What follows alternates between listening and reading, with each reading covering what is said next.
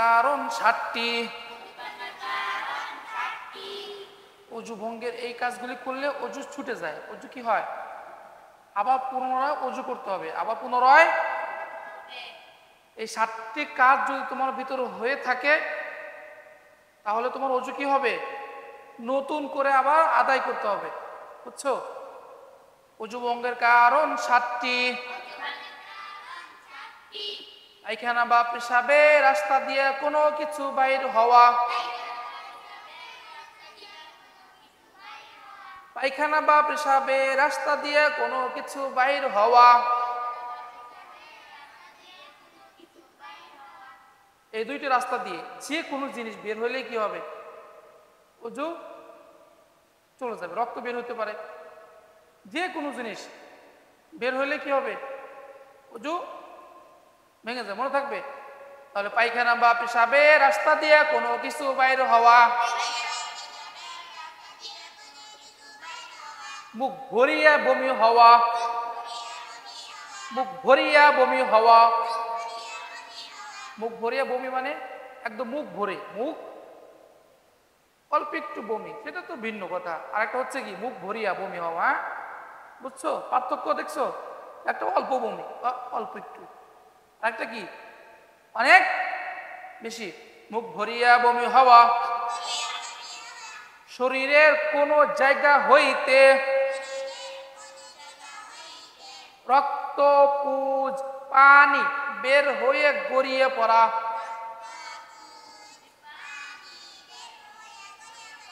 রক্ত পুজ পানি বের হয়ে গড়িয়ে পড়া।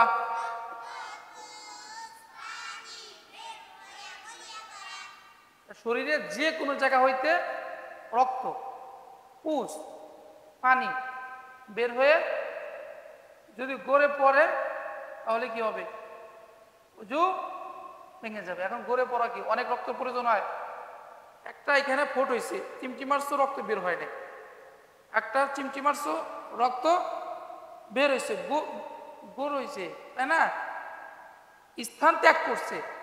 এখন অল্প হওয়ার কারণে তো বেশি গড়াবে না, হ্যাঁ, বেশি হইলে গড়িয়ে নিচে পড়তো, এই জন্য এটা গড়াইছে, তার মানে কি পুনরায় অজু আদায় করতে হবে। অল্প যদি হয়, একবার অল্প স্থান ত্যাগ করে না, ওইখানেই আছে। আর যদি গড়ায় তাহলে কি করতে হবে, অজু পুনরায় করতে হবে। হ্যাঁ, থুতুর সঙ্গে রক্তের ভাগ সমান অথবা বেশি হওয়া। থুতুর সঙ্গে রক্তের ভাগ সমান বা বেশি হওয়া। থুতুর সঙ্গে অনেকে রক্ত বের হয় দাঁত দিয়ে, অনেকে মানে সবার দাঁত দিয়ে, কারণ দাঁতের এখানে নরম, একটু খোঁচা লাগলেই রক্ত চলে আসে। আর থুতুর সঙ্গে রক্তের ভাগ সমান বা বেশি হওয়া।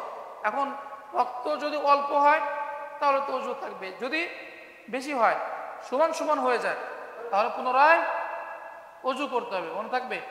থুতুর সঙ্গে রক্তের ভাগ সমান বা বেশি হওয়া। চিত বা কাত হয়ে হেলান দিয়ে ঘুম যাওয়া।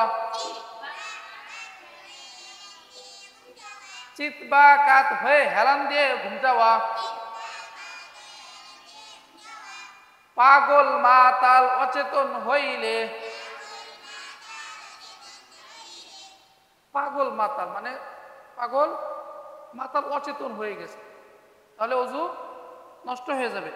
আর চিত বা কাত হয়ে, চিত অথবা কাত হয়ে হেলান দিয়ে ঘুমাইলে কি হয়, অজু ভেঙে যাবে। চিত হয়ে অথবা হেলান দিয়ে ঘুমাইলে কি হবে, অজু, এখন চিত হয়ে তুমি অল্প একটু ঘুমাইছো অজু চলে গেছে, মনে থাকবে। হ্যাঁ, পাগল মাতাল অচেতন হইলে।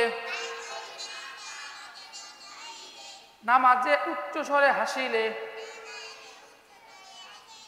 নামাজে যদি জোরে হাসে তাহলে কি হয়, অজু ভেঙে যায়। নামাজে জোরে হাসলে কি হয়, অজু ভেঙে যায়। তাহলে এই 7টি যদি হয় পুনরায় আবার কি করতে হবে, অজু করতে হবে। অনেকে বলে বকলে অজু ভাঙে, আসলে বকলে কি হয় না, অজু ভাঙ্গে টিভি দেখলে অজু ভাঙ্গে না, কাঁচা মারলে কি অজু ভাঙ্গে না, কাঁচা মারলেও কি হয় না, অজু যায় না, কারণ অজু ভাঙার কারণের মধ্যে আছে এগুলি, কিন্তু গুনাহ হয়, কি হয়, গুনাহ হয়, কবিরা গুনাহ। বুঝতে পারছো? এই জন্য 7টি জিনিস খেয়াল রাখবেন। ঠিক আছে।